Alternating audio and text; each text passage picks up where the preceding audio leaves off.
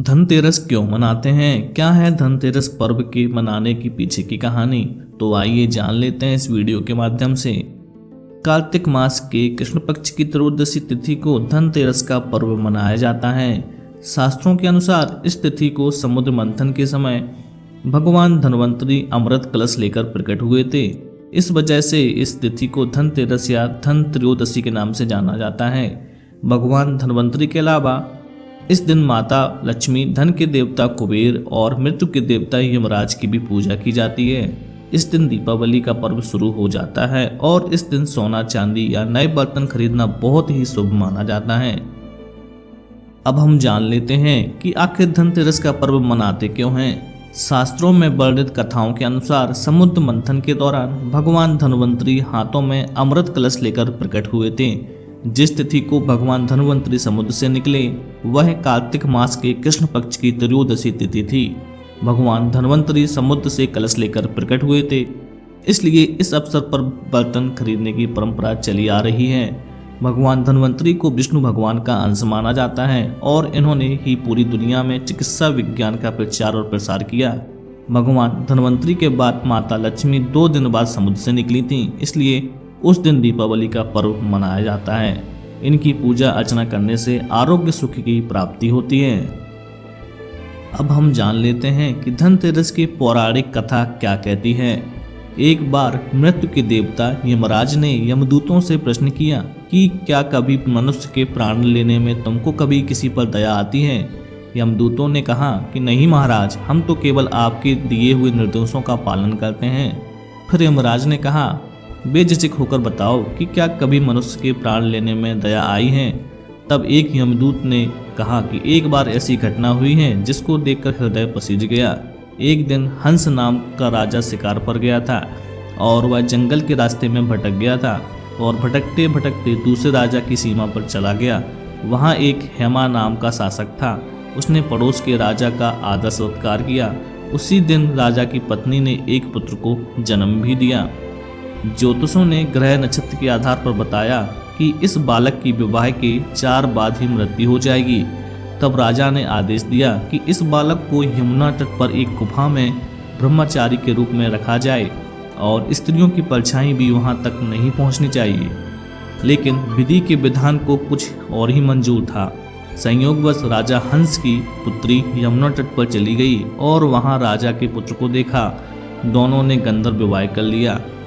विवाह के 4 दिन बाद ही राजा के पुत्र की मृत्यु हो गई। तब यमदूत ने कहा कि उस नव विवाहिता का करुण विलाप सुनकर हृदय पसीज गया था। सारी बातें सुनकर यमराज ने कहा कि क्या करें, यह तो विधि का विधान है और मर्यादा में रहते हुए यह काम करना पड़ेगा। यमदूतों ने पूछा कि कैसा कोई उपाय है जिससे अकाल मृत्यु से बचा जा सके। तब यमराज ने कहा कि धनतेरस के दिन विधि विधान के साथ पूजा अर्चना और दीप दान करने से अकाल मृत्यु नहीं होती है। इसी घटना की वजह से धनतेरस के दिन भगवान धन्वंतरी और माता लक्ष्मी की पूजा की जाती है और दीप दान किया जाता है। भारतीय संस्कृति में स्वास्थ्य को ही सबसे बड़ा धन माना गया है और इस दिन को ही राष्ट्रीय आयुर्वेद दिवस के रूप में भी मनाया जाता है। मान्यता है कि भगवान धन्वंतरी को भगवान विष्णु का अंश माना जाता है और इन्होंने ही संसार में चिकित्सा विज्ञान का प्रचार और प्रसार किया। इस दिन घर के द्वार पर 13 दीपक जलाए जाने की प्रथा है। धनतेरस 2 शब्दों से मिलकर बना होता है।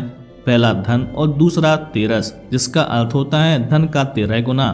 भगवान धन्वंतरी के प्रकट होने के कारण इस दिन को वैद्य समाज धन्वंतरी जयंती के रूप में भी मनाते हैं।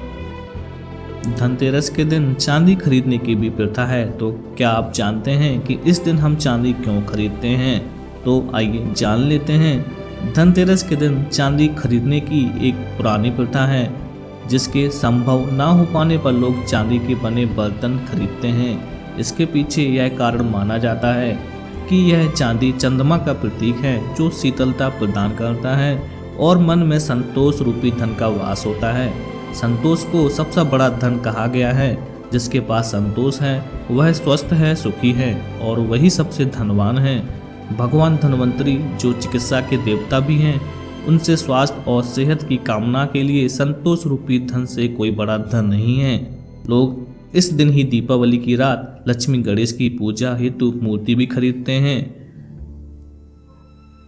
एक धारणा ऐसी भी है कि कार्तिक माह के कृष्ण पक्ष की त्रयोदशी रात को जो व्यक्ति यम देवता के नाम से पूजन करके दीपमाला दक्षिण दिशा की ओर भेंट करता है उसे अकाल मृत्यु का भय नहीं रहता है। यही कारण है कि लोग इस दिन घर से बाहर दक्षिण दिशा की ओर दीप जलाकर रखते हैं।